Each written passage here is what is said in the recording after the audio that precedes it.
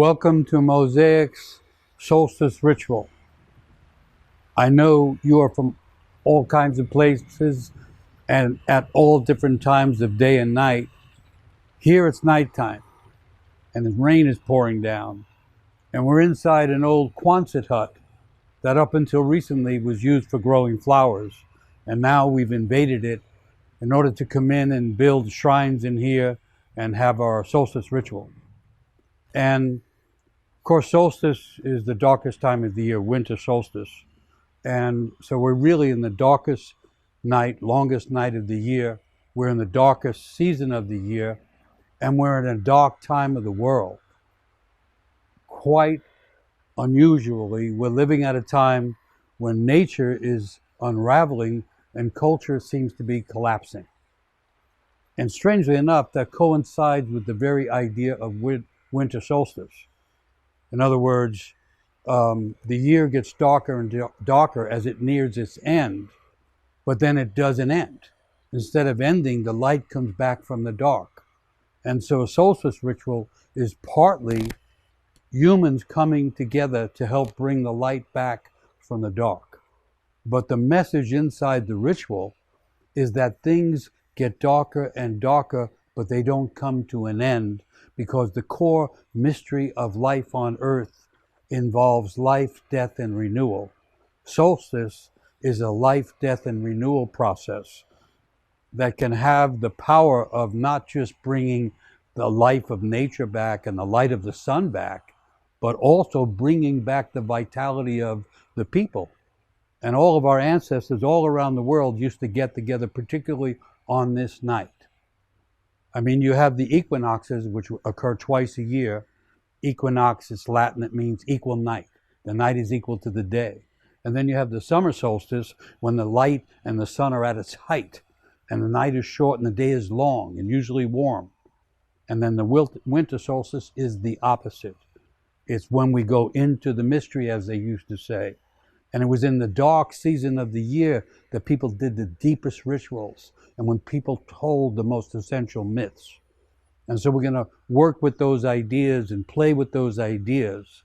But I want to reinforce the sense of how unusual it is to be alive at this time, when nature and culture are both in trouble, and we cannot help but feel the anxiety of all that and the concern about it.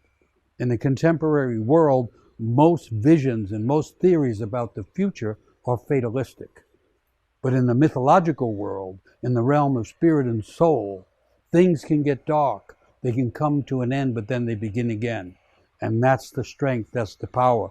That's, in a sense, the magic of the winter solstice, which was the deepest of all the kind of cosmological events of a given year. In many cultural traditions, the year would be equal to the world.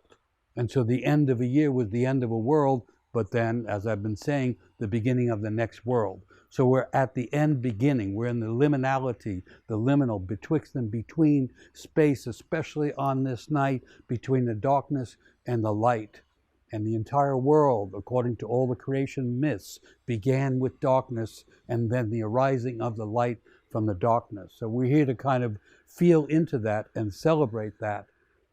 And that usually was done with prayers and songs.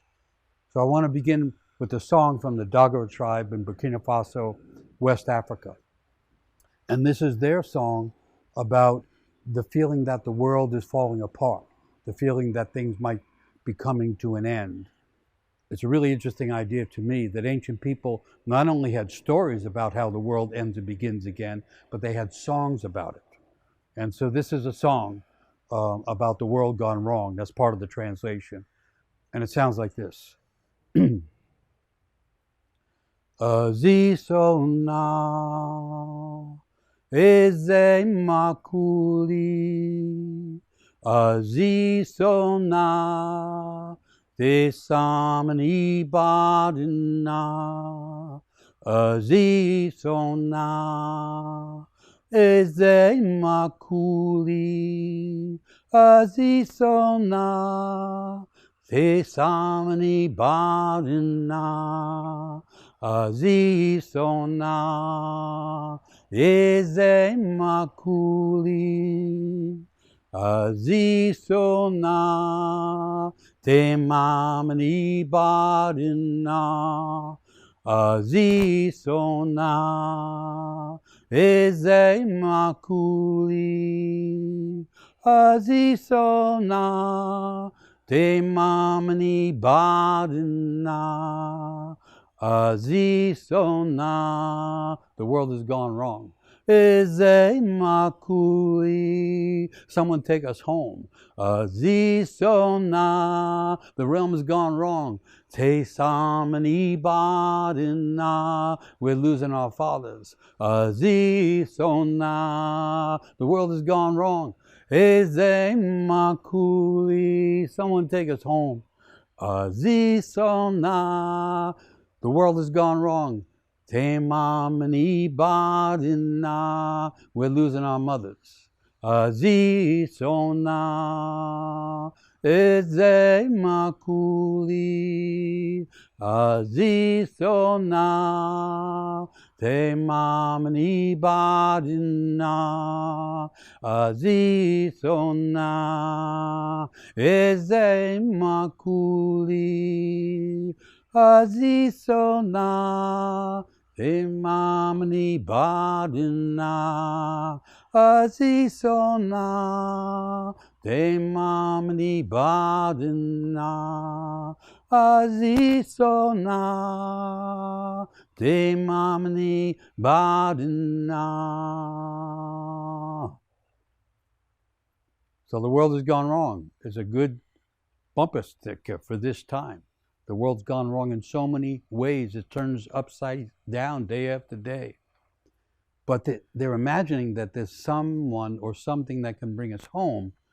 And what they mean by that is home to the heart. They also mean home through ritual. Ritual used to be the way people solved problems that were unsolvable. And you could go to a ritual with people, you didn't have to agree with them. You could agree with them that we're suffering. You could agree that we need help. You could agree that we need more home. We need more forgiveness. We need more beauty. And you didn't have to agree politically or religiously or other things. That singing together, that seeking healing together, that was the making of rituals, and rituals was always the remaking of the community. So that's another way to understand the winter solstice. In the darkest time, when everything, the light seems to be draining from the earth, people came together to remind each other that we are human beings in the community of souls, but also that humans are connected to the cosmos. In the modern world, people believe it's an accidental universe, and humans are chance or accidental beings in the midst of it all. But all the ancient cultures imagined that humans were connected to the stars, connected to the cosmos, and also connected to nature. Modern people think human nature and great nature are opposites, and that causes some people to attack nature and even attack the earth. The ancient understanding is it's all interconnected, and the human soul is secretly connected to the soul of the world, and the soul of the world is connected to the song of the spheres and the movement of the universe, which is this cyclical, sporadic movement through life, death, and renewal. So that's the background we're working with. And so we're out in this Quonset hut, which is like inside outside or outside inside.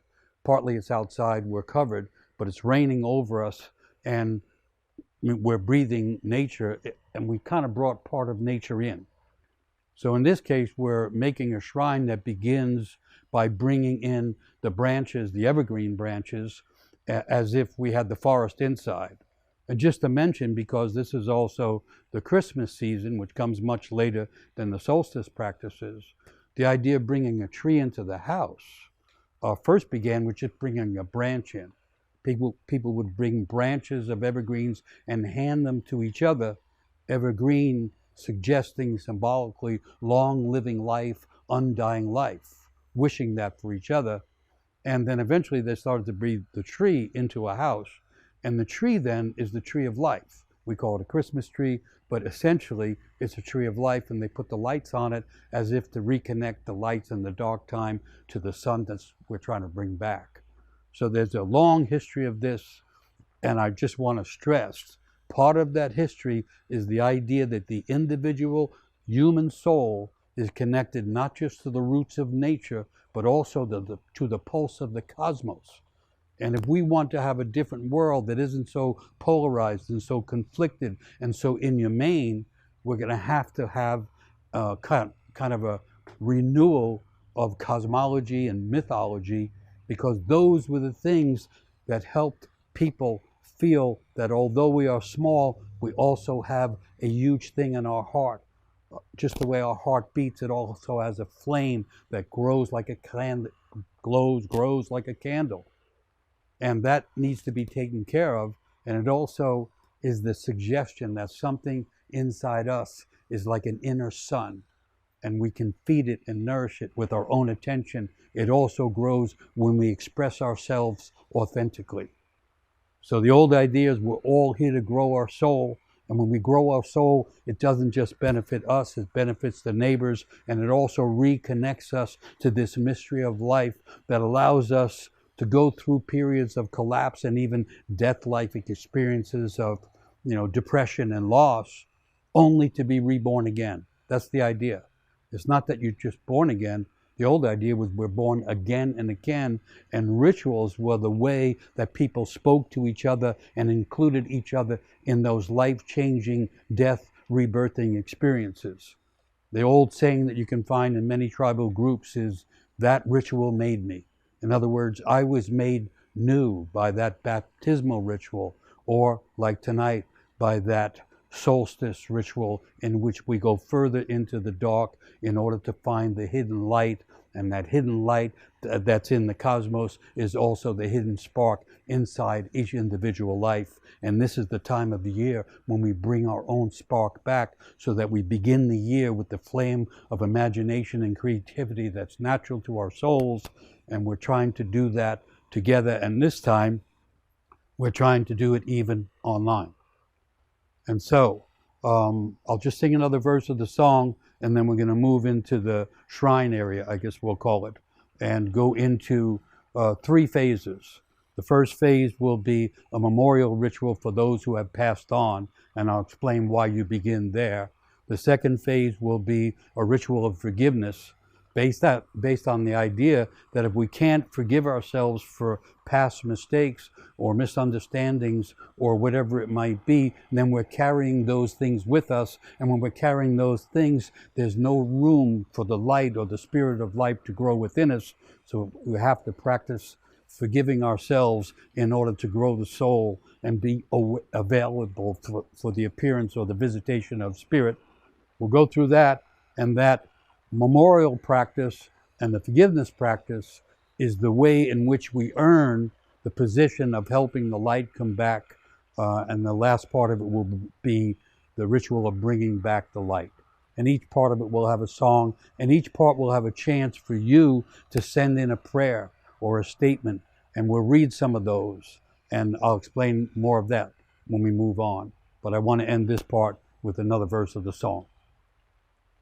Azisona eze makuli, Azisona te mamni padina, Azisona eze makuli, Azisona te mamni badina, Azisona te mamni badina. When I'm singing the song in English, I'm singing, we're losing our mothers, we're losing our fathers. We could also say we're losing our brothers, we're losing our sisters. Increasingly, we're losing our children. We are in that phase of the world that is similar to that phase of the spiral of the year, where things are lost on the way to finding the light and the flame of imagination and creativity that can help bring them back. So with that idea, we'll move over to the shrine area.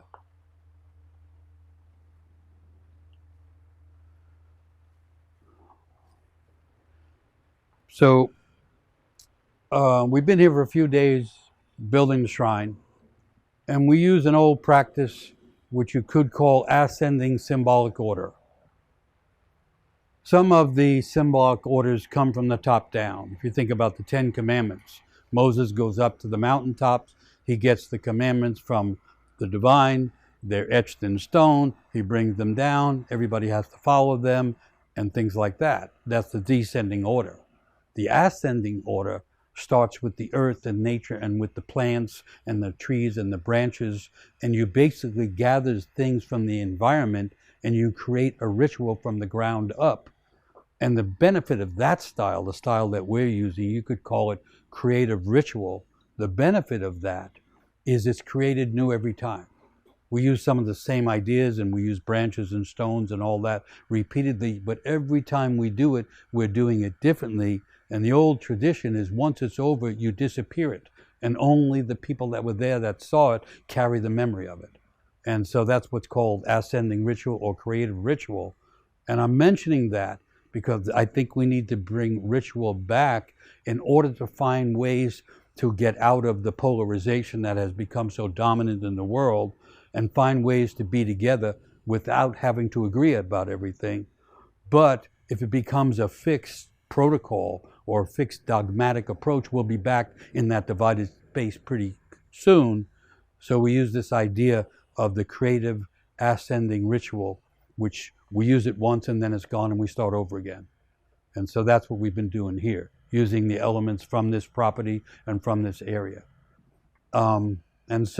And then just to say, in the middle of the shrine, we have the goddess Kuan Yin. In this case, that's a Kuan Yin Chinese goddess of mercy and forgiveness. But she's also the goddess Guatemala, and the goddess, Madonna, Isis. It's all these feminine figures that are related to Pachamama, to Mother Earth, but also related to the feminine, great, forgiving capacity that nourishes and can rekindle life. And so that's why the statue is there in the center. And so now what we want to do is do the first part of it, which I mentioned, is a memorial or a remembrance. And in this case, a remembrance of the ancestors. Ancestors are those who are alive and passed on. And we refer to them as the dead. But in South Africa, they're called the living dead.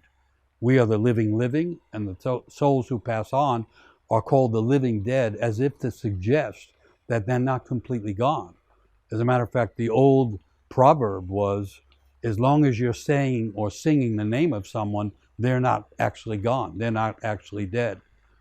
The other thing about it is we begin with touching death. Again, the mystery behind it is death is not the end. Death is a kind of end that leads to a beginning. If we divorce ourselves from the presence of death, we actually have a lesser capacity for imagination and creativity. And so one of the old traditions is you begin a solstice event or the end of the year event by honoring those who have passed on. And in a way, that idea connects the two worlds. I'm saying the two worlds because until modern times, everyone understood that what we call the real world is actually the front of the world, and the world behind the world behind the front of facts and figures is the eternal realm, the world of imagination, the world of spirit, the world of soul, the world from which everything comes and keeps trying to come. When we lose touch with that other world, we're losing touch with the healing energies of life, but also the capacity of life to keep renewing itself. Just as our individual souls, being connected to that source, can renew our own lives, but it also allows us to help renew the world. In other words, humanity in modern times especially, has done a lot of damage to the earth and to nature. And from this point of view, if we have the power to do that kind of damage, we could also have the power to help renew and heal all of that. And the way that was done was not simply through science and not by making agreements, but by getting into ritual, creative ritual. So here the idea is to remember the dead. And usually the way it was done is we imagine those people who have died during this year. You begin in that place. Those who have died relatively recently, um, I guess because the old idea was not that you bury people and then they're gone and it's over. The ancestral idea, which is reflected in the saints and certain religious things, um, that idea was that the souls continued on afterwards. And when they were in the other world, they were very concerned about this world. In Africa, for instance, the ancestors are the sources of dreams. They're the ones that send us big dreams. Another way to look at it is those who have left this world understand more what the mystery is, and they try to help those who are living connect to the mystery. And I'm repeating this old idea, it's called an open secret, that the mystery, the core mystery of life on earth is death, birth, death, and renewal. Life, death, and renewal. And winter solstice is the primary ritual for that mystery being the mystery of the renewal of life on a regular basis, but also at certain times it can happen not having to wait to the end of the year. There are events that are renewal events that happen throughout the year, and people wouldn't wait to the end of the year to have the ritual. They have it when the things are happening. I'm just talking about the tradition of rituals, which I think we're going to need if we're going to get through the life and death circumstances we're in, but also if we're going to find a way to renew the world and make it more united, more coherent, more creative, and more humane. So what we'll do is, if you haven't already started, you send in the names of loved ones or respected ones or dear ones who have passed on. And if you put a little statement with it and you keep it brief, we may be able to read those, so that we're sharing with each other these memories. We're creating this temporary community of souls in which together we grieve for the loss while we also prepare for the renewal. So you can send those in whatever way makes sense to you. We won't read them all, but we'll read some of them. And then the way we honor each one, or we honor them, is using candles.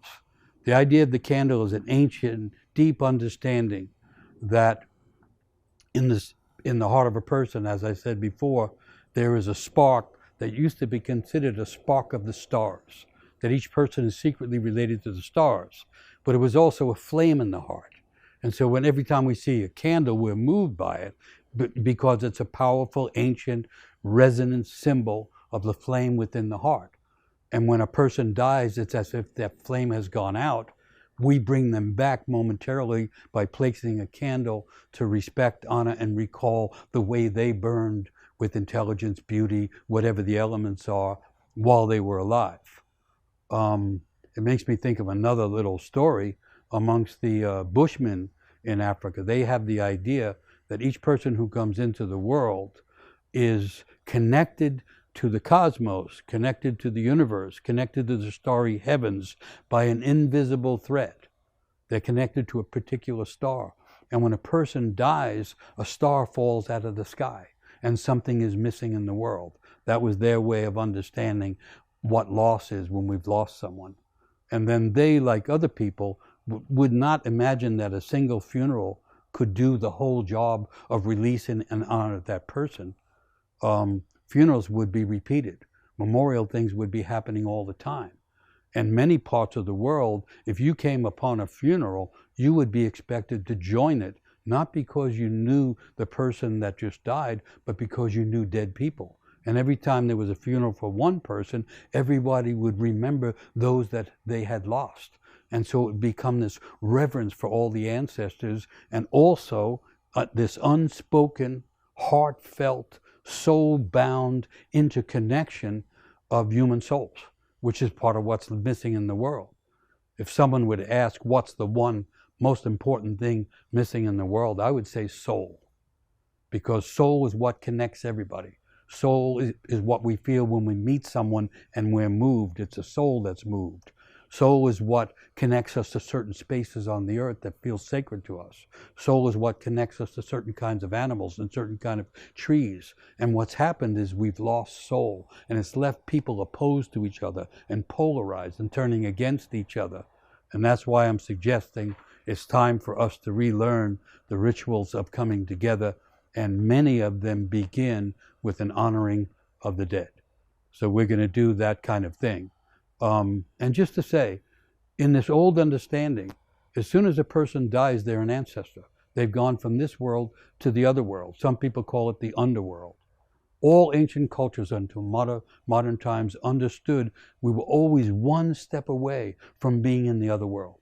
And the other world is the place of blessing, the place of imagination, the place of dreams, the place of honoring, and the place of healing. And we have to refine that connection. And one of the ways to do it is to reconnect to ancestors, to honor them. And it also puts us in the position of realizing that life is a gift. And we each have it. We don't know for how long. And someday we will go on the path to the underworld ourselves. And as they used to say, our feet will walk and our legs will carry us. We're all going there. The old idea was don't wait until the end to go there. People used to say, die before you die. They don't mean die literally. They mean die a little now and grow a bigger life. And then when you come to the end, it's not quite so shocking and terrifying because we've been dying a little along the way. You could also say dying a little is letting the ego die so the soul can grow. And so the rituals of remembrance are connecting to dying and those who have died, and also us dying a little on the way to growing a greater life, and on this occasion helping to bring the light back from the dark. And so there's a song that goes with this, and I'll sing the song, and then after the song I'll start reading the names and some of the little sentences about people who have passed. It's an interesting thing. If we say something meaningful from our own heart, it turns out it affects other people. Someone was waiting to hear something said in that manner. We're secretly connected. If someone expresses something authentic and genuine, it affects other people. The words go in through the ears and head right for the heart and the soul. And so what I call prayers are not preconceived repetitive statements. For instance, the Our Father, that's a well-known prayer, is really a creed. It's the statements about beliefs. Prayers come from the heart. And they're the statements that our heart and soul need to make on this occasion. So we're on our way there. Just one other thing about it. This old idea that I love, that when someone passes on, they're trying to go from the common world to the ancestral world. They're trying to join the souls of the ancestors. Again, background idea, everybody's interconnected. There's a journey to be with other souls. And they say there's 3 ways we can help someone who's passed on find their way in the other world. And the first way is to say prayers for them before that opens the pathway between this world and the other world. We're going to do that presently. The second way is tears in this world, crying, having grief for the loss that can be in our heart for a long time when we lose a loved one.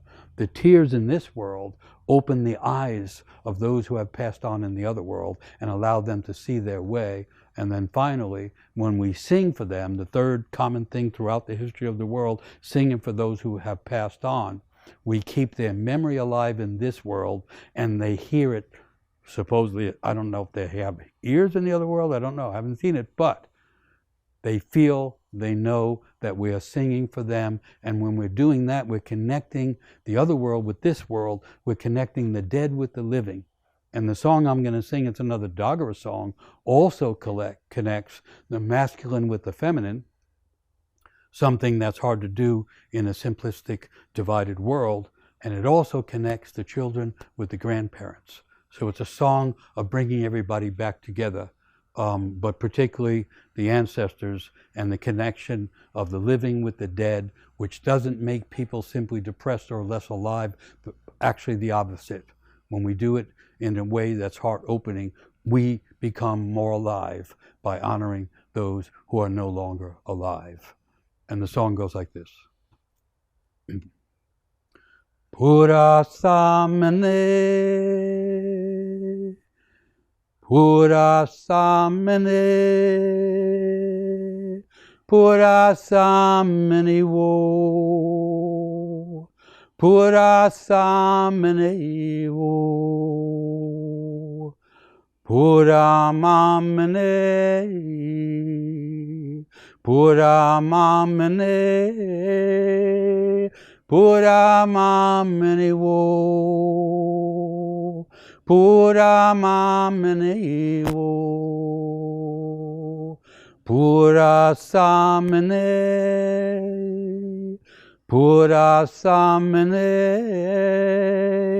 Pura samane wo. Pura samane wo. Pura mamane. Pura mamane. Pura mamane wo. Pura mamane wo.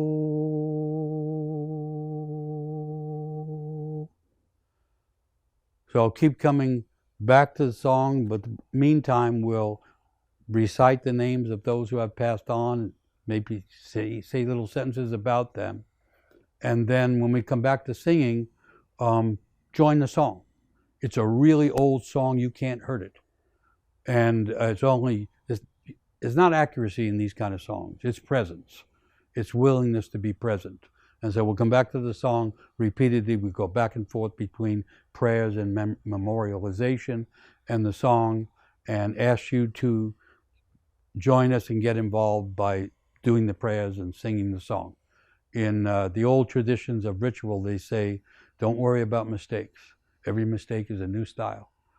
The problem people usually have is they make a mistake and they back away from the world when something was trying to enter through them and possibly through a mistake. So, some statements here. Please remember Sarah, who passed in her sleep, and her 3-year-old daughter who remains. For my best friend Josh, who we lost this summer, taken suddenly by an overdose. He was mercurial. He was a beautiful light who left us way too soon. And remember, please, Lois, my beloved grandmother, who passed on in 2012, but I know continues to watch over me daily. So they're placing candles now, not one for one, but in general symbolizing those who have left but are on the other side, and we're inviting them tonight as inviting ourselves to remember them tonight. For Roland, who died with such bravery, nobility, and peace, leaving us here all spellbound by his courage and beauty. The children are with me, and they remember that he always asked them if they had any dreams.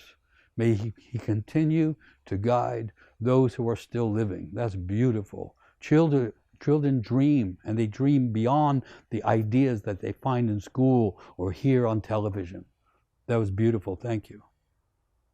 I'm offering prayers for Hillary Walsh, who died unexpectedly a few days ago, leaving her family in grief here and leaving much too soon. I'm praying for the spirit of our stillborn child. May her spirit find peace and allow me and my wife to find peace with her, having left this world and left us so prematurely. You can feel the grief. It's a natural thing to feel the grief. And just to say, grief is a whole body experience. I'm just reading them. I feel it. I can feel, anyway, hopefully you can feel it as well. Remembering my dear brother Ricky, who passed on 2 years ago from fentanyl. Within the depths of your struggles was the resilience and unique gifts for those who could peek beneath the pain and witness your genuine self.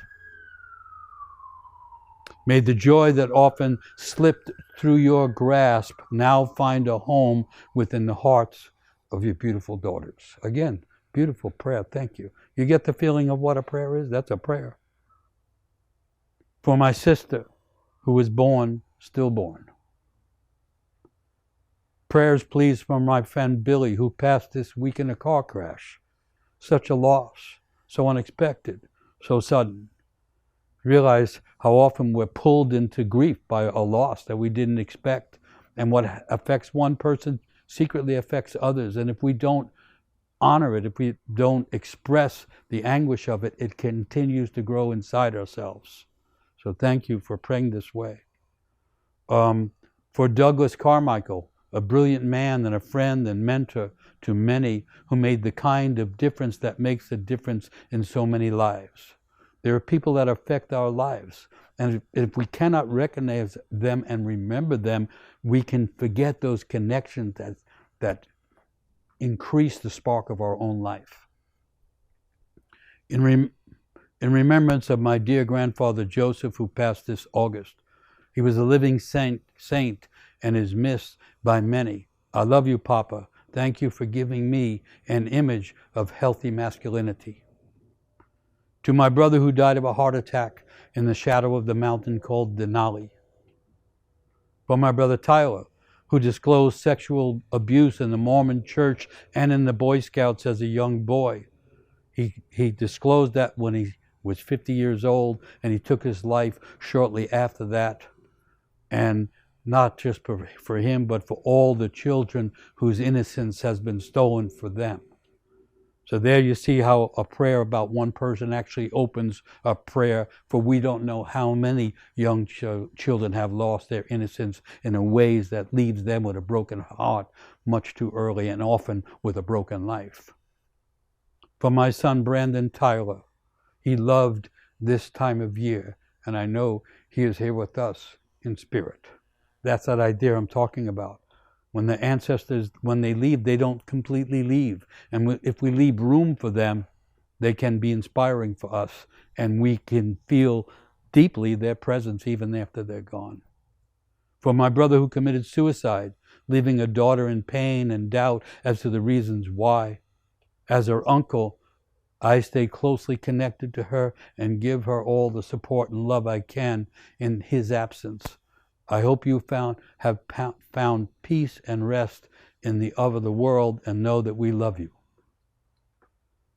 Remembering my Uncle Jude, who passed away upon returning to our homeland in Nigeria. May his joy in illuminating the beauty of our heritage continue to inspire me to do the same in my own way. Because of the mention of Nigeria and the idea of continuing the traditions of ancient Africa, often known as Mother of All, I want to go back to the song. Pura samine, pura samine, pura samine wo, pura samine wo, pura mamine, pura mamine, pura mamine wo, pura mamine wo, pura samine, pura samine, pura samine wo, pura samine wo. And going back to the prayers. Remembering Bob, his artistic gifts, and his strong way of supporting us. We're praying because we lost our 18-and-a-half-year-old soul doggy Luna this year. I think we're talking about a soul dog, and we're talking about Luna on the night of the new moon. She was the anchor in our life. She was strong and nurturing and whimsical and had been in my husband's life since she was a puppy. So this is that idea of mourning the loss of an animal. The animals have souls, and people can be deeply connected to the souls of animals, and it's proper to mourn that loss. Thank you.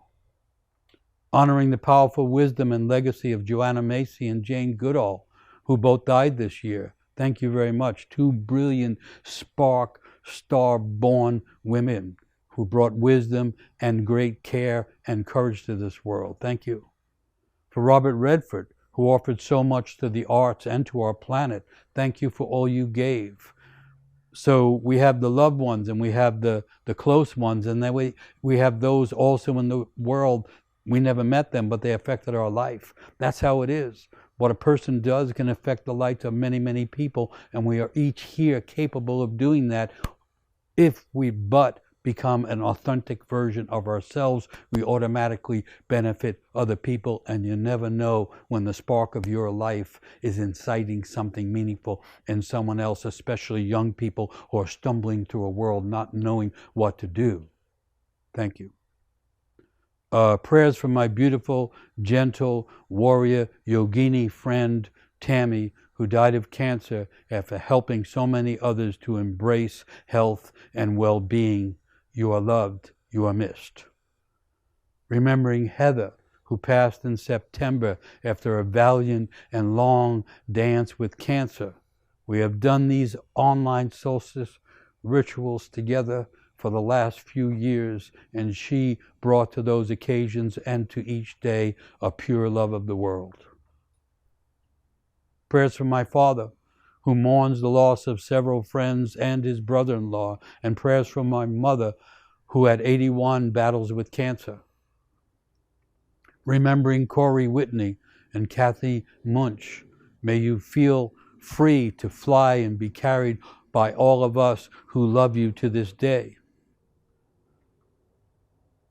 Remembering my dear, sweet, quietly hilarious friend William, who died quickly of pancreatic cancer earlier this year. Rest in peace, William. We will never forget you. You know, the people we know their gifts. Their hilarious friend William. Some people have that natural gift of comedy, and whenever they give it, it benefits others so much that it's an important thing not just to notice the gifts of others, but often to tell them so. Because sometimes, not sometimes, all the time, people have gifts, but they need to have them confirmed by others. Remembering we already did that one. Okay. So, okay, I'm going to go back to the song again. What we're doing is just gathering some of those prayers, feeling, here's another thing. Whoever comes to your mind while we're doing this, they will want your prayer. That's how that works. You hear someone else's prayer, you think of someone, and it's kind of a contagion of ritual remembrance. So I'm going back to the song. Pura samane, pura samane, pura samane wo, pura samane wo, pura mamane, pura mamane, pura mamane wo, pura mamane wo. I was just remembering the first time I heard the song. I learned it and received it from Malidoma Somé. Some of you might remember Malidoma. I want to remember him tonight because he has passed on, and his wife, Sabonfu Somé. But when Malidoma first came to the United States, we were doing some work together, and we had done an event somewhere. And after the event, there was a party, and we went to the party. And at the party, someone asked, could Malidoma sing a song? And it turned out that actually Malidoma could sing, but he had never sung a tribal song in public. And so he said, I'd rather not do it. And I went and talked to the person. It turned out to be a blind man. And essentially he was saying, I'm here at the party, I can't see the man. Could he sing? So I could feel him. And I went back to Malidoma and said, it's a blind man, I think you have to sing the song. And he said, I won't sing it unless you sing it with me. And I'll say, I don't know it. And he said, yes, you do. And he began singing, and that's when I learned the song. And so I'm thinking of him. I hope he's at peace with the ancestors in the other world, because he was a beautiful soul when he was in this world. for Maladomas of Bonfu, for all of the Dagara people who are generous and basically have said, don't keep these things for yourself, but share them to other people. That ancient idea of sharing knowledge, sharing beauty, and sharing songs. Pura samane, pura samane, pura samane wo, pura samane wo, pura mamane, pura mamane, pura mamane wo, pura mamane wo, pura samane, pura samane, pura samane wo, pura samane wo. So you get a feeling for the song. We're not going to do it tonight, but when we do the rituals in forest places and so on, we'll start with a song, and we will go for hours on end. And at first, the first half hour, you're kind of doing it consciously, and after that, you can't remember if you own a car or whether you paid the insurance or not. You just let go of this world. And all of a sudden we're in the other world where the ancestors can be present, where nature is understood to be spirit with a green garment on. That's what they say in West Africa. What we call nature is spirit with a green garment on. And in that old tradition, when you do practices or art or make beauty or make funerals in nature, you're really calling on spirit. A friend of mine says, we're trying to lure the spirit to come and touch us. And that's a little bit what we're doing tonight. And now we're going back to the prayers. In memory of my sweet husband Travis, of 23 years, a sensitive soul, sadly lost in addiction, running from feeling the pain of life. You were so loved. You are so loved. Prayers for my brother who died 4 years ago. He died with a full life of anguish, a life full of anguish. I don't know whether or not he needs more love coming from this side, but if he does, I want to send it to him. I want to make my love available to him. That's that feeling we have. They leave, we're not finished. They're not finished with us either. Very often those who die will come in dreams, and they often come to give a message, and they often come to give us a sense of relief. Don't worry. And one of the basic ideas you can get from those who have passed on, because once you get to the other side, it becomes much more clear that our job on this side is to become an authentic version of ourselves and live fully, because in the end we're all going to die, and it's much better to die knowing that we have lived rather than die in fear and confusion. Remembering my sweet child that passed before I was able to hold him in my arms. He ignited a vitality for life that I had not known before, opening a portal for me into the other world. Thank you, son, for that sweet blessing. In memory of my beautiful friend Tammy Pate, who became an ancestor 2 years ago on winter solstice night. Ride strong on the mountain, my dear one. I can't tell you why, that just hits me right here. Probably kind of a blessing to die on solstice night, I would imagine. Thank you, my beloved husband Michael, who left his body in March this year after gently letting me know it was time for him to get back to his tribe. What a grace. We continue to walk together and share our evolutionary path. He is alive and he is well in my heart. To my mother and father, I longed for their approval, which interfered with my ability to love them. I hope they know now how much I appreciate and am able to love them. I wish to release the weight of my father passing. For the mother who was killed in a recent storm when a tree fell on her. She left behind 2 young children, May the children feel the eternal love of the mother. Thinking now of my friend Todd, who died by suicide in January. His humor and music will be missed in this world, but the other side has gotten much brighter because he has appeared there. See you in that next life, my friend. Beautiful image. I just have to say something about suicide. I have to say something about it because often the mistake is something in us has to die and we think it's us. Usually we just need to let go of, we need to shed something so our life can grow greater, and we think that the thing that needs to die is us entirely. I'm just saying that having worked with suicide people, but also with those who have lost loved ones by suicide. So,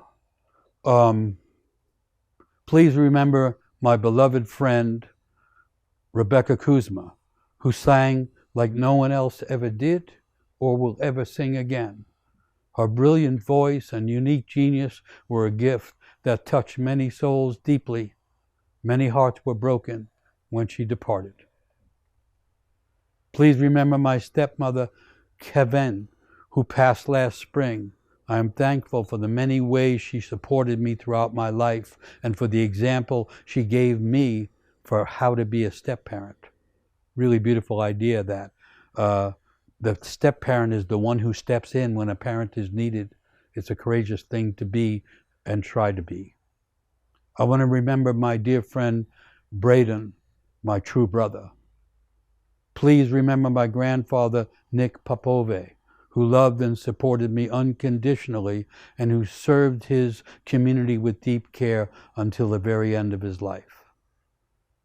Please honor the man who was John Lynn, someone who was determined and who did his best in this world.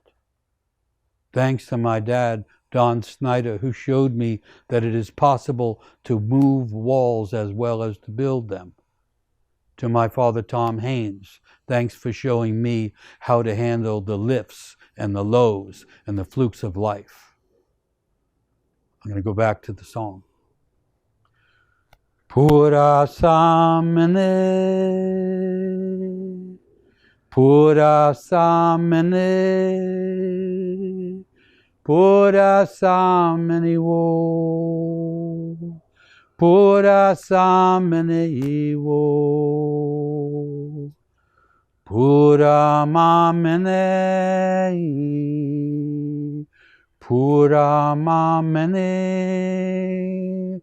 pura mamene wo, pura mamene wo. So this remembrance stuff is also stepping into the realm of grief. And grief can be misunderstood. People sometimes are afraid of it, but all the emotions have motion. I mean, the word emotion is mostly motion. Anger will make you stand up, but grief will break you down. And one of the understandings of sorrow and grief is that it causes the tears to flow. And the flowing of tears is what washes out of our souls those things that are inert or no longer fully alive. So when we don't grieve for something sorrowful, we become stuck with like a log jam of ungrieved things. And it makes our hearts heavy and it makes our life difficult.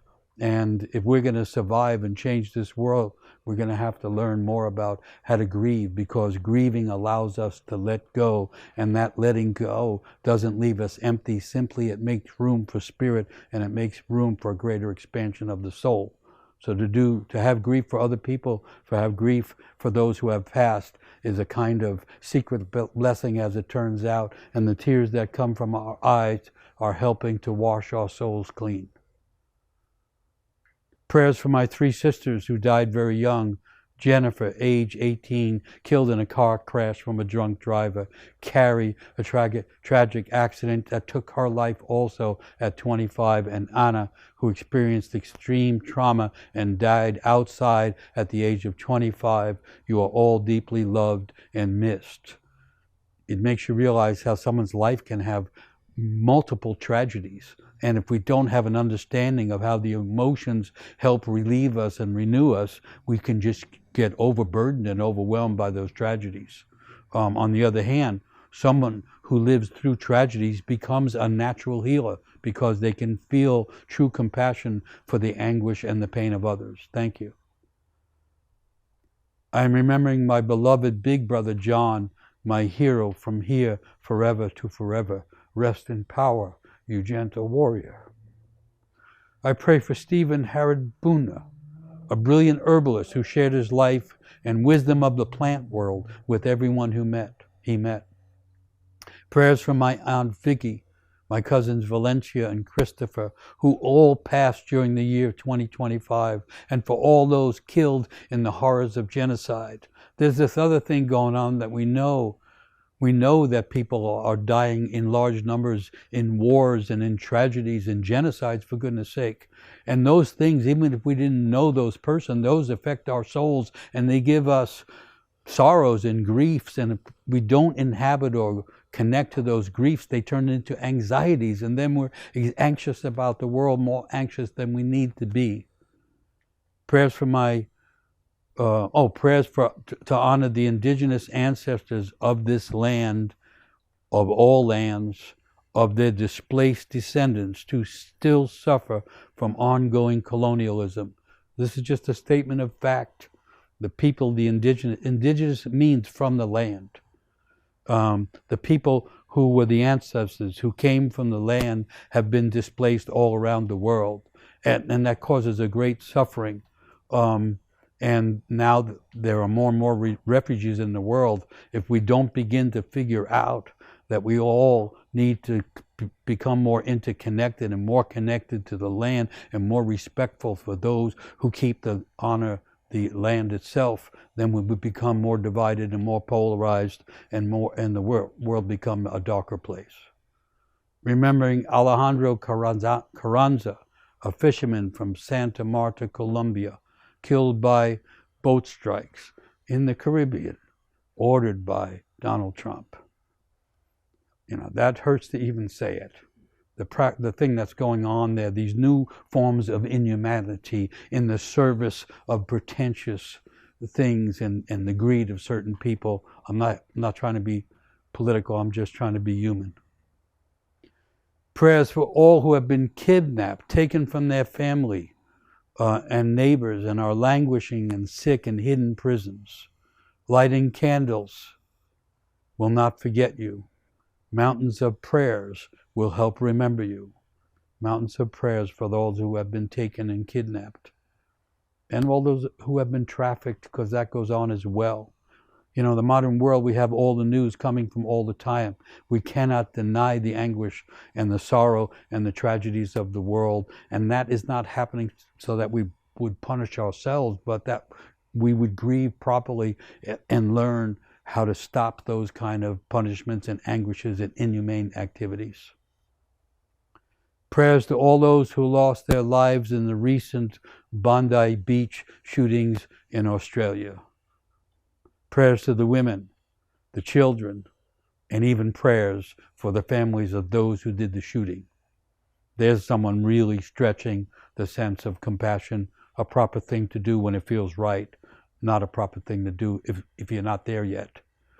Prayers for those who have lost their lives in Gaza, especially for the children who are struggling to survive there even now and still dying day after day. Gaza, Israel, Ukraine, you can make the long list, Sudan, of the many places where children are dying because of conflicts and war that can have no good outcome, but also now dying because the aid funds have been removed from many places. More children are starving tonight than had been starving a year ago because of the loss of aid, particularly in Africa, but in other places. These are the agonies of the world. They are part of our living now. And maybe we're going to conclude with that sense that I mentioned it earlier. This is the darkest night of the year, the dark season of the year, and a dark time on earth. In ancient India, they called it the Kali Yuga, which means the dark times. And we're in the dark times. But these rituals of darkness and returning light have the old teaching that can encourage us to learn to accept the darkness. And there's another factor in there.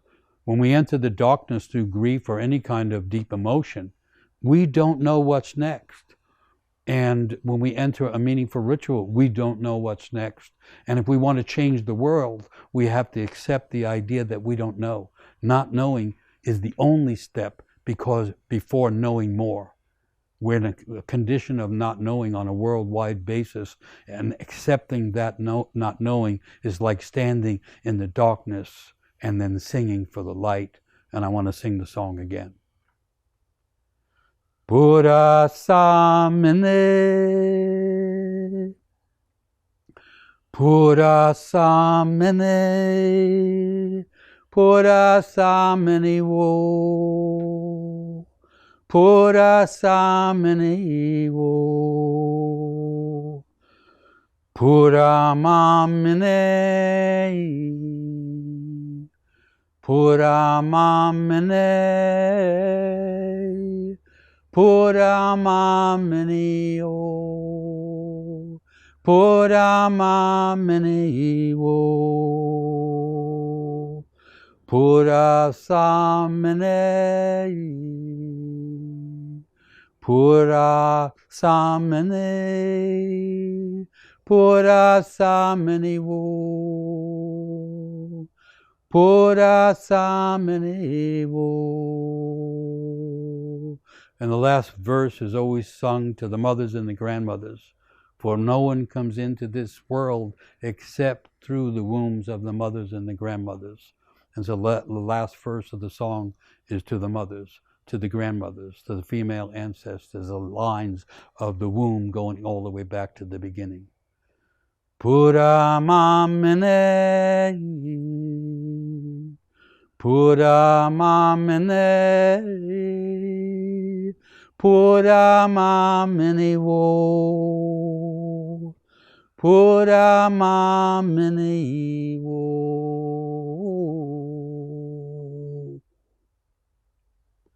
So thank you for all those remembrances and all those prayers. And I think people can feel the heart and the anguish and the pain, which is the proper thing to share, and it moves the energy of this world and the other world. Thank you. So we're going to move on to the second phase of this, which is a forgiveness ritual.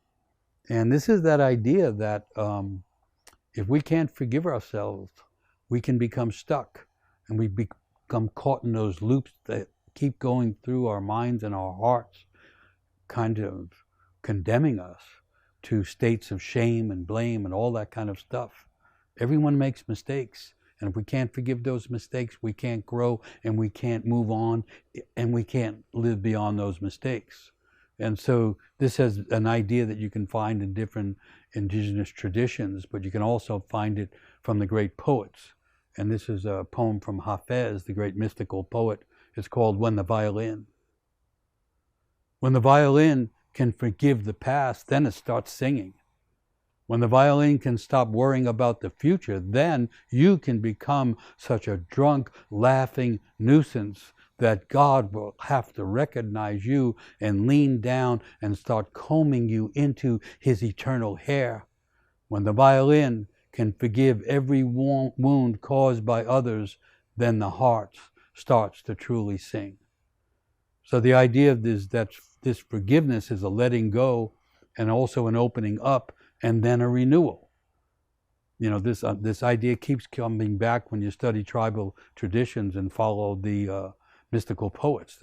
This idea that the renewal is always nearby, but we have to let go of something, and we have to forgive ourselves to be open enough to receive the visit of spirit and the blessing of the unseen. And this word forgiveness is interesting. It comes from two different Greek roots. One is charis, or charis, charis, which means the grace that absolves us, and thus mercy, forgiveness, and clemency. We can't get enough of mercy and forgiveness, at least I can't. And the other root of forgiveness comes from this sense of letting go, loosening, and releasing. There's so much anguish in the world. It's so well known and well journalized now that we have to allow this stuff to pass through us and forgive ourselves for misunderstanding or making a mistake or believing the wrong thing, or we get trapped. And so there's an idea of releasing and forgiving. It's hard to forgive other people. In a way, it's the hardest thing is to forgive oneself, and yet it's most necessary for growing the soul.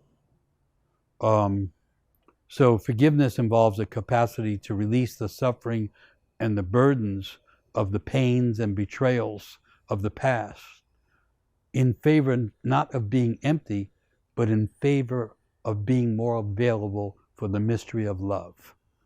Love is connected to the forgiveness process.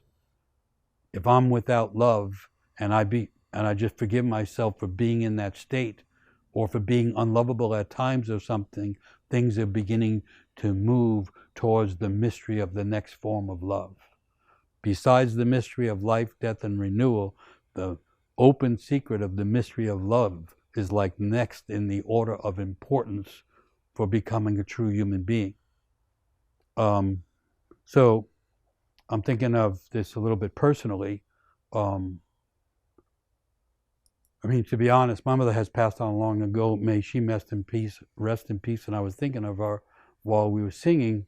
But when I think of forgiveness, I remember the many, many years where I wouldn't forgive her. I thought I couldn't forgive her for who knows what, for being abandoned. That's usually the thing, being misunderstood, not being loved enough. And then eventually I just got tired of that. And partially because of a dream, began to forgive her, remembering what a hard life she had had.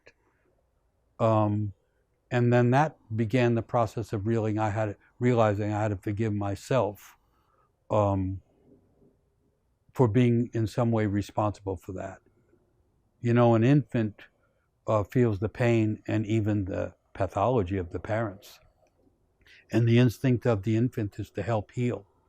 And that leads to this usual pain and feel of abandonment and abuse and all that kind of stuff. And eventually it has to be forgiven, or we just carry it all the way to the end of our days. Someone recently told me about their old mother who was dying, and she had dementia and she forgot everything, and she just kept saying over and over how she had been abused and how bad it was, as if that was the only memory that remained. We don't want to be that person trapped in a loop of a memory of abuse and abandonment. We have to start earlier to let it go. So here, the idea here is to send in a statement, a prayer for forgiveness, what you want to be forgiven for, who you want to be forgiven by, who you wish to forgive. We're just experimenting with the idea of a practice of forgiveness, which is meaningful and can be a lifelong practice. And again, it's just what's ever in your heart. Put it into the chat and we'll scroll through and read some of them. And in the meantime, I want to read another poem. And this is a Rumi poem called The Light Inside This Darkness. Listen, sin is not found so much in moral vice as in those constraints that curtail our spontaneity, in those fetters that close the interior door of the soul, in the abstract rules that encourage falsity, and in beliefs that obscure the natural, profound heritage of our genuine nature. The poet is redefining sin as that which restricts us from being genuine and spontaneous. What people typically call sins are whatever betrays the primordial nature of our souls, the imagination and the creativity already seated inside each one of us. The real sin is whatever thwarts the flowering play and the blossoming beauty of our God-given souls. There's an argument there for forgiving ourselves for all these things that people call sins or unforgivable mistakes, because what's behind them, what's trapped, what's lost back in there is the genuine, unique creativity of our own lives, based on the understanding which used to be more universal, that each person born, each soul born is unique and will never be born again. And our job here is not to fit into some moral precepts or some protocols or rules. Our job here is to become an authentic version of ourselves and join in with the spontaneity of life and the beauty of having the gift of life. And so I want to go back to this idea that at the center of the shrine we have the goddess Guan Yin, who could be any number of other goddesses, because this forgiving nature is always associated with the deep feminine, with the forgiving, merciful womb of the feminine. And so we're having her there in the center between the underworld and the upper world. And so now I'm gonna sing the forgiveness song, and then I'll start to read some of the prayers for forgiveness. So this is a Yoruba song. And the translation of it is basically, Mother Earth, hold us, for this world is hard. In other words, Mother Earth, be merciful to us. Mother Earth, hold us in your forgiving womb. Ne ne you ya ne ne you ya aye yo aye le aye yo aye shodu ne ne you ya ne ne you ya aye yo aye le aye yo aye shodu. Mother Earth, forgive us. Mother Earth, hold us, for this world is hard. And here's some of the prayers and statements about forgiveness. That I may know forgiveness of myself as an unmothered child adult. That I may in turn forgive those in my family whose wounds also left them rudderless and lost in the world, a generational wound that needs healing now. I forgive my dad for being violent with me as a baby. I have finally touched that wound this year and found great power in facing it and learning to forgive that. I forgive my mother for abandoning me. I wish my estranged brother would stop carrying a grudge that has become so toxic within our family dynamic. I wish we would be capable of healing and truly reaching out for connection and reopening communication. I pray, I wish that he become approachable again. And what we're doing now, what our friends are doing, is putting flowers, white flowers for forgiveness. It's just an old imagination that this isn't about the flame of candles. This is about the beauty of flowers. This is about the clearing sense of the white flower that blossoms in darkness, and it represents the renewal after we forgive. I forgive my mother for betraying me and my father for abandoning me. I ask forgiveness for transmitting that pain that now exists in my marriage. I cringe when I cringe from memories of my drunken acts. I now try to accept these memories, face them, to see what they have to say to me and to teach me. These things that I feel that diminish me, but when faced, help me feel more complete. Thank you. Paul, I ask your forgiveness for all the pain I brought to you. Simple and beautiful. I wish to forgive my grandmother who suffered from undiagnosed mental illness and often screamed and yelled her pain through accusations and judgments that landed upon us, her innocent grandchildren. In her moments of sanity, she would show her love, and I know that underneath she did not wish to damn us to this life of pain. I ask forgiveness from Amanda Ortiz for hurting, betraying her, and being selfish and absent. Such a beautiful heart she had. I forgive myself for the acts of abuse against my sister when I was a child. I didn't know any better. You hear that thing, we know we did something wrong.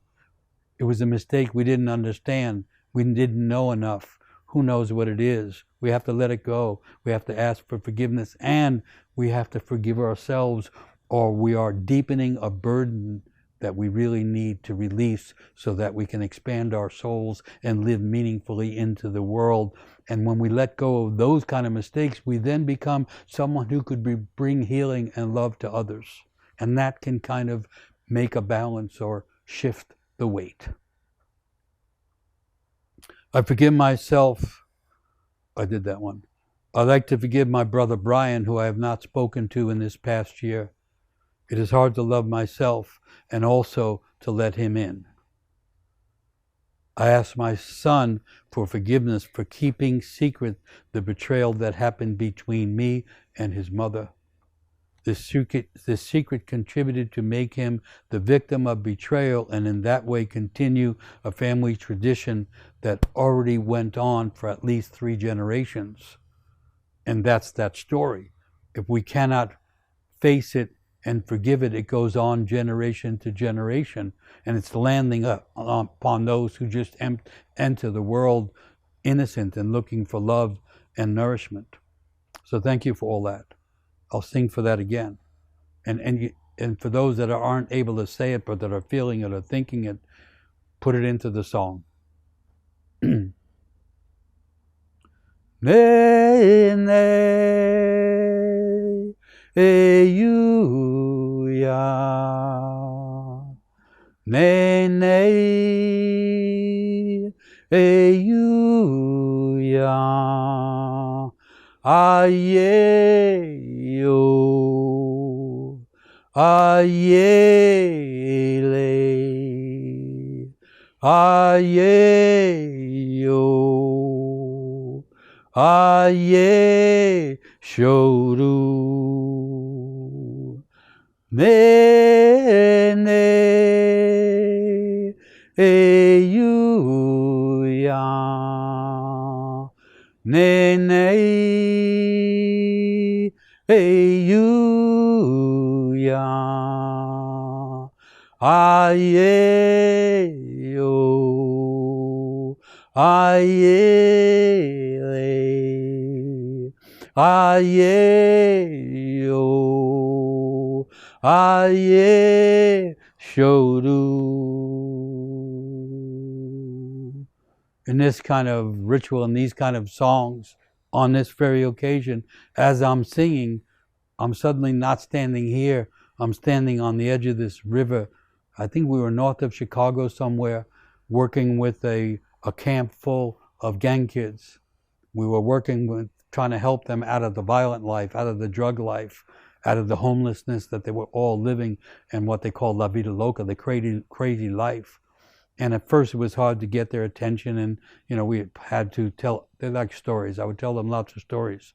And eventually they started to loosen up and let go of their kind of aggression towards each other and their resistance to being loved, really. And they began to open up. And when I described this song and said we're going to try and forgive ourselves in this kind of shocking, amazing way, some of them started to say, they're like 15, 16, 18, stand up and say, I need forgiveness. I already killed 4 people. And they're coming from these violent streets, and they're given guns at a young age, and they tell the story and all, and then we sing the song, and then someone else would tell another story. And we found ourselves like almost drowning in the anguish and the violence that they've all experienced. But they were into it, and they would sing, and they wanted to light candles and all. And we wound up on the verge of overwhelm, we all went down by this river. I think it was the Chicago River. And we stood on the edge of it. And they all stood lined up there, tattooed and coming from all these broken homes and broken hearts. And they stood there and they sang this song into the night and into the river, asking for forgiveness. And it was one of the most beautiful and moving things I've ever done, and it moved something in me. And for them, and for all the young people like that are lost in the world, either through violence and addiction and through abuse and abandonment, I want to sing in that they find some forgiveness and they find a way to open their hearts and get love and get healing and stay alive in this world, because they live in darkness, and when they can make their way back to the light, they become what someone earlier was calling like warriors of the spirit. So for all those young people struggling with their own mistakes and their own kind of grievances, I'm singing. Ne ne you ya ne ne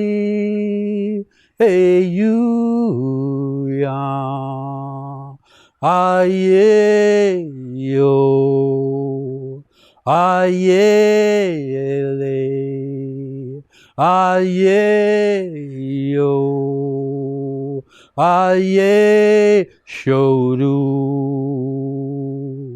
ne ne you ya ne ne you ya aye yo aye le aye yo aye shodu. And back to the statements and the prayers. I forgive my mother for her alcoholism, which created a loss of stability in my early life and a lack of protection from predators. I wish to forgive my father, Nicolai, for not being the father I wanted, the father I needed, for not being there in the way that I needed him to be. I wish to forgive him. May it be like that. May it be that way. I'm asking for forgiveness for all the times I let my own pain cause me to act in ways that caused pain to others. That's how that sequence goes. Unless we can let go of the pain, we'll put that pain on others. May I forgive myself for the many years I spent in self-centeredness, especially in my years of addiction and my first years of recovery. I forgive my mother for taking her own life when I was only 25, and I forgive myself for not doing this sooner than now.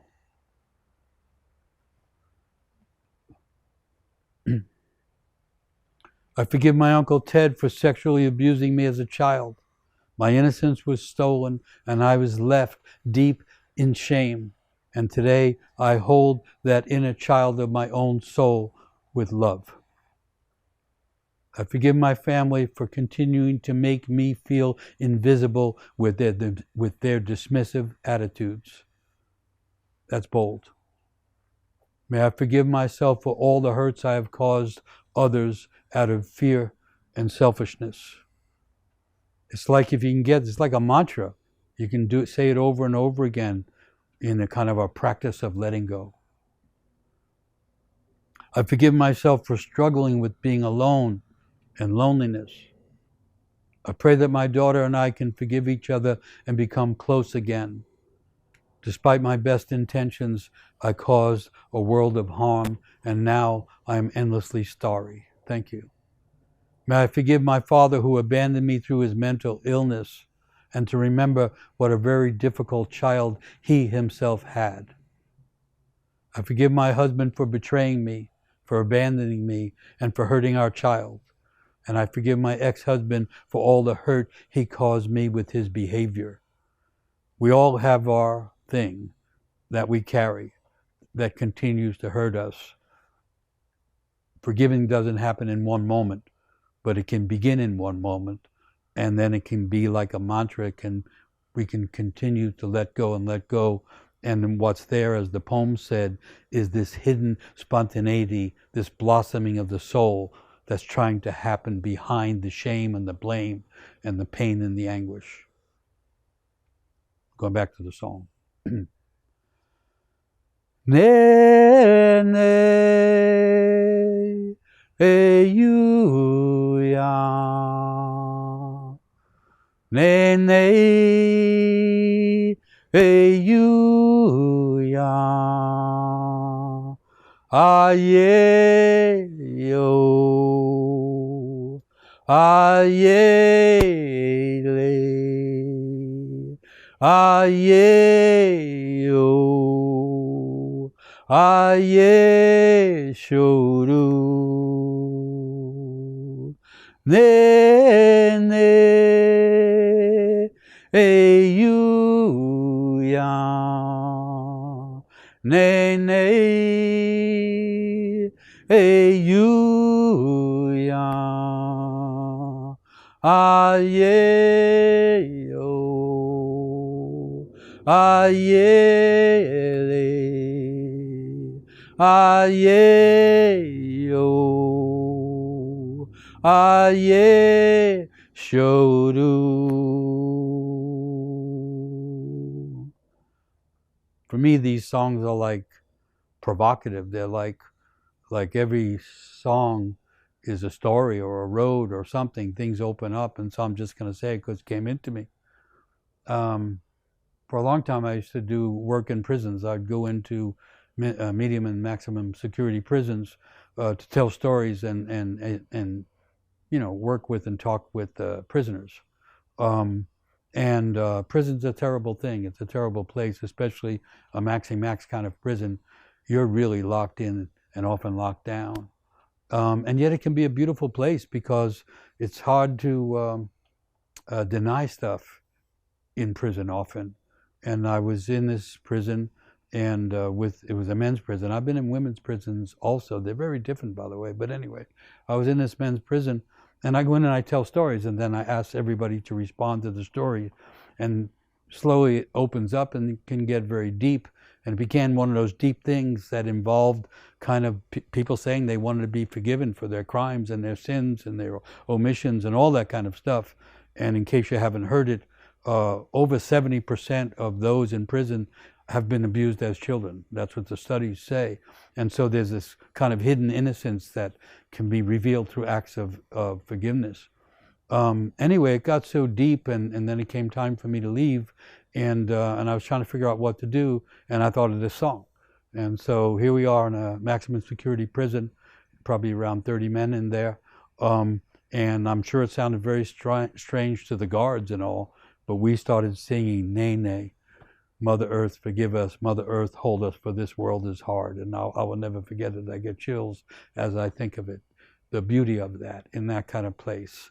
There's that capacity in everyone to forgive ourselves, to forgive others, and change our lives and relieve ourselves of needless weights, not just so that we feel better, but also because we have gifts to give to the world that are being buried under the pain of unforgiven things. So a few more of these statements about forgiveness. I forgive myself for not speaking my truth sometimes in fear of another's hurt or anger. Forgiveness from my mother and my sister for their decades of scapegoating me for their own pain and suffering. And forgiveness from myself for decades of naively believing I could somehow fix my relationships with them and have healthy connection with them. You know, part of the letting go means sometimes we have to let go of those relationships that are not just unhealthy, but they're soul destroying. And it's hard to do because that instinct to stick with family.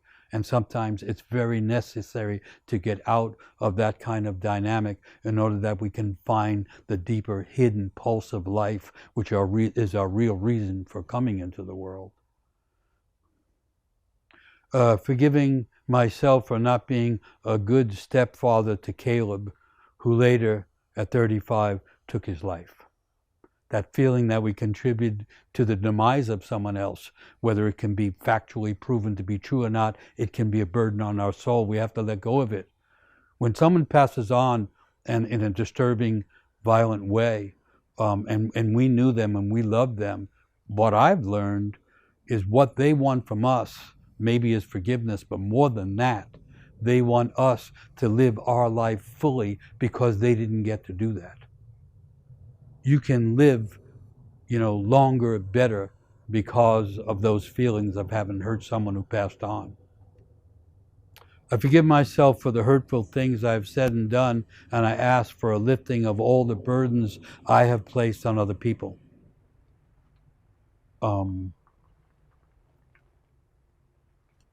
I pray to forgive my mother's abandonment and heal wounds between us before she passes. Great idea. Why wait until someone is gone to say the things we need to say now? Why not unburden our own hearts and unburden them? I forgive my parents, my father for being abusive in every way, and I forgive my mother for being a model of submission, and I forgive my alcoholic ex-husband, now deceased, and joining the ancestors. In this time of overwhelming loss, I forgive myself for losing my own will to continue living. Early on, the church told me I was broken, contaminated, and unworthy of love. And now I forgive myself for believing those lies that I held for so long. Blessings on you and good luck for the next part of your journey. I forgive my brother Craig, who suffers deeply from mental health challenges, for the harm he has caused for my mom and myself, and for my relationship with him. I forgive my brother. So in the interest of forgiving our brothers and our sisters, our mothers and our fathers, our lovers and our ex-lovers, I'm going to sing again. Join me if you will. Don't worry about getting it right. It's about being part of it, not being right with it. It's an old song. These songs are so old, we can't damage them. So I'm going to sing again, Nene, Mother Earth, forgive us. Mother Earth, hold us, for this world is hard. And maybe we have, a couple of more symbolic flowers to represent all of the things that we carried as burdens and all of the forgiveness that we are seeking. Nene eyuya, Nene eyuya, ayeyo, ayele, ayeyo, aye shoru, nene eyuya, nene eyuya, ayeyo, ayele, ayeyo, aye show you. So I'm back in the prison thing again. It came back to me. So I want to sing again for all those in prison, literally in prison, all those refugees that are imprisoned on the road with no home, all those people, citizens, participants in the community that are being captured and sent out of the country. It's happening here in the United States where we are. That's a kind of a prison. And even when you're not sent out, you can get caught in the prison of fear and anxiety. And all of us that keep ourselves in a prison of our own making, for the shattering of the fetters that bind us and for the giving of the forgiveness that might release us. Nene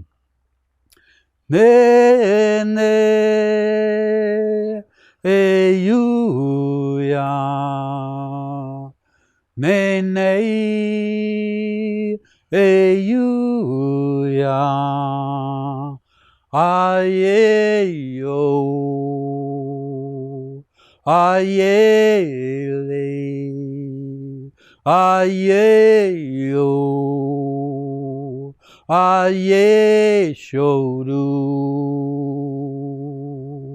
ne ne e you ya ne ne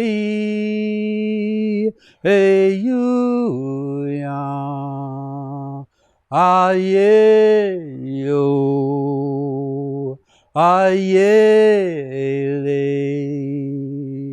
aye yo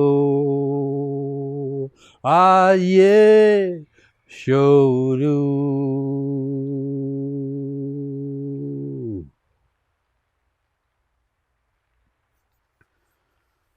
All right, so we've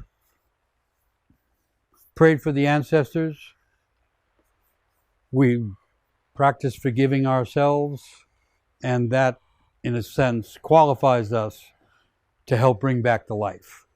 I'm going back the light. I'm bringing back this idea that was prevalent throughout the world, that people imagined that humans had to help bring the sun back from the far reaches of the darkness of the universe, and that this was the night or the time or the season to do it, because it was never restricted to one night. The solstice period was extensive, and people used to do all the myth telling and all the various kinds of rituals in the darkest time, understanding what was going on, that most creation stories begin with eternal darkness, and creation begins when the light comes out of the darkness. The light comes from darkness, and when we find ourselves in dark times, we're actually closer to creation than we might be otherwise.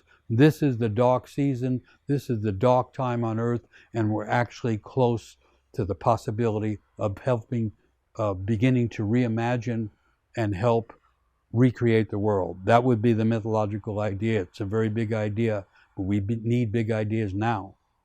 So I want to just play with that for just a little bit before we get to the songs and the prayers. You can say there's two big mistakes that people can make when considering the place of humans in the life of the earth and the cosmos.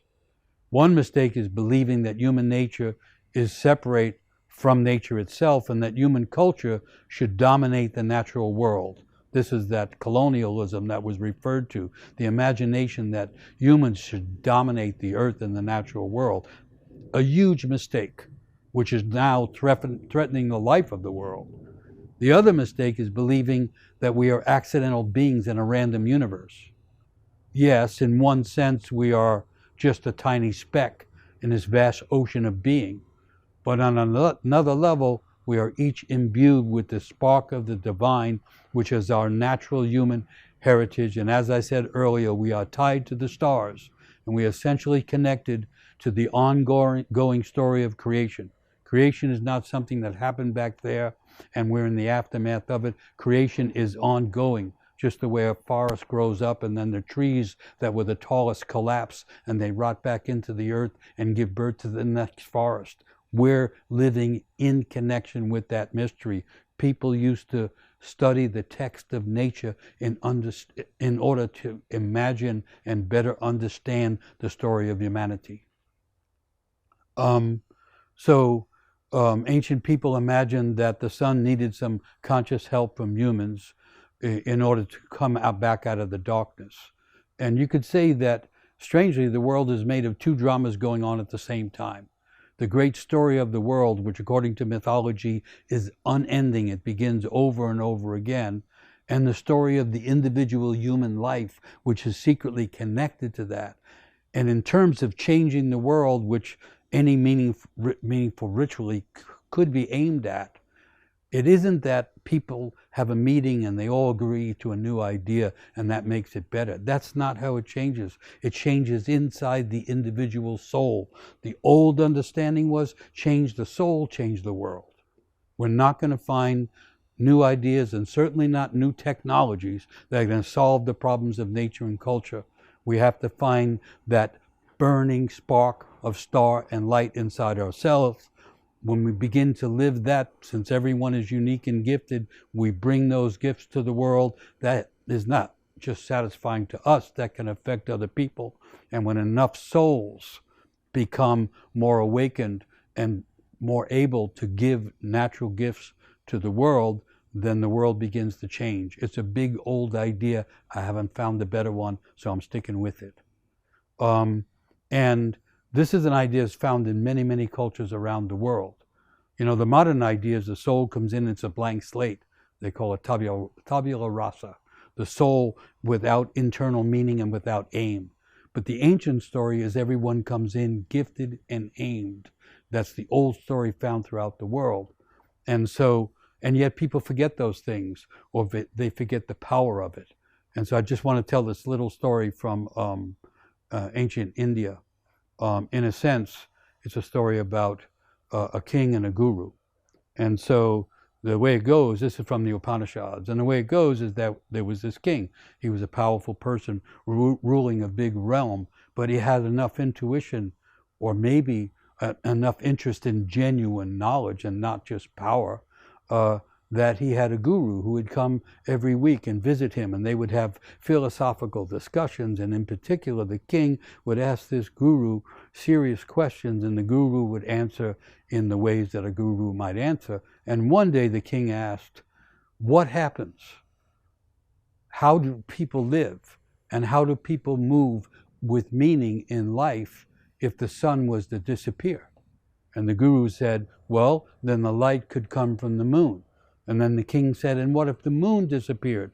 How would the people guide themselves and find themselves in the darkness? And the guru said, well, then they could guide themselves by the stars. Notice the cosmology that they're talking about.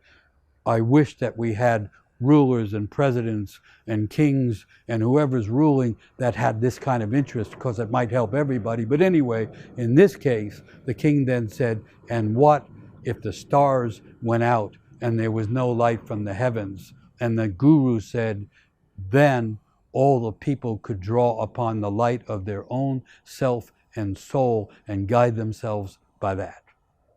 So I just love that little story, where when it gets down to it, and people are no longer aligned with the sun or aligned with the moon or aligned with the stars, we turn inward, because there's an inner sun, an inner spark of life in each person, and we can bring the light back from there. To me, that's a beautiful story about the connection of the self and the soul of the individual with the cosmos. But also interesting because the word guru itself has both mystery and understanding in it. My understanding of the word guru is that it has these two parts, gu and ru.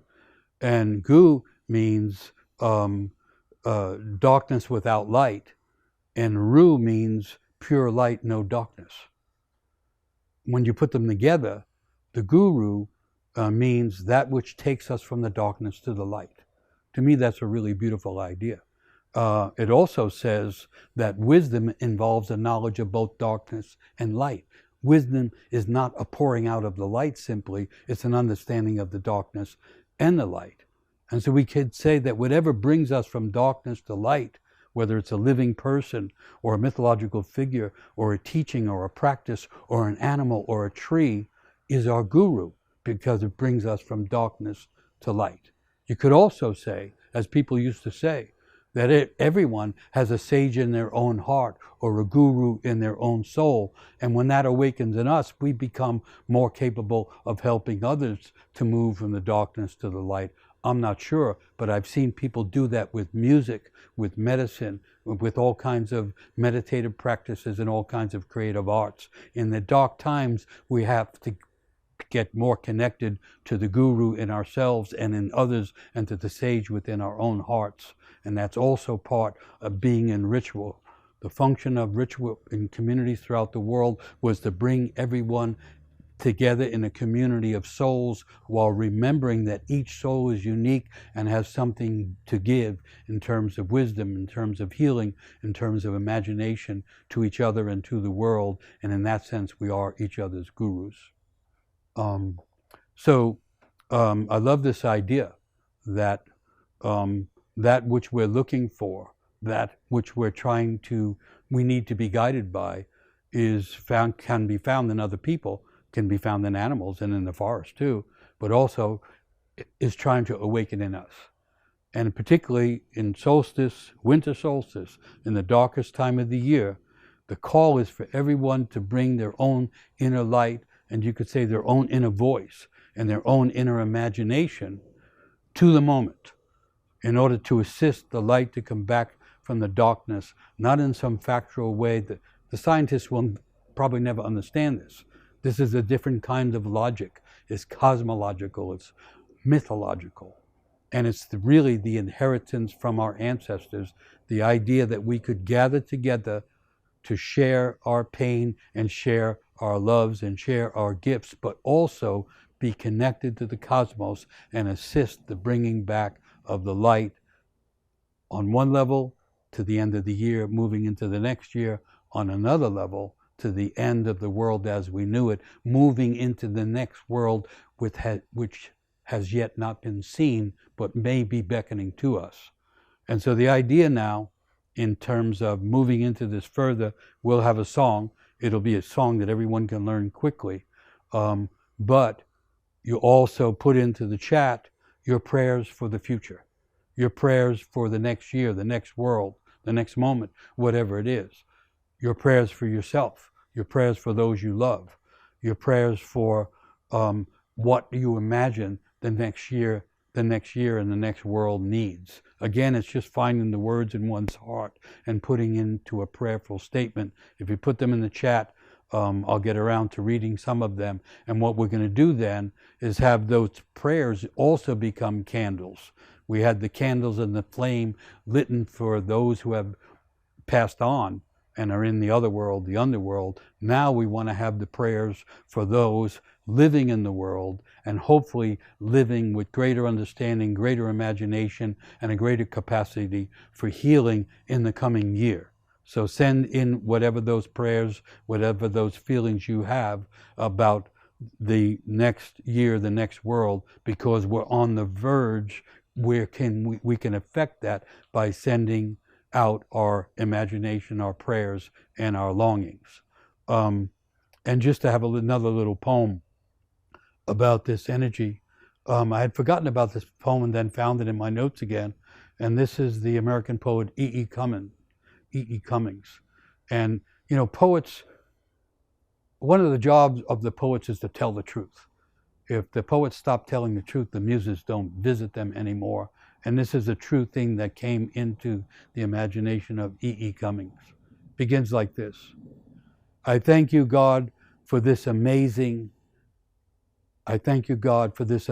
day, for the leaping greenly spirit of the trees, and for the blue true dream of the sky, and for everything which is natural and which is infinite and which is a yes. I who have died am alive again today, and this is the sun's birthday. This is the birthday of life and of love and of wings and of the gay, great, happening, illimitably earth. And how should tasting, touching, hearing, seeing, breathing, any one be lifted from the no of all and nothing? For the human merely being doubtful can awaken to you.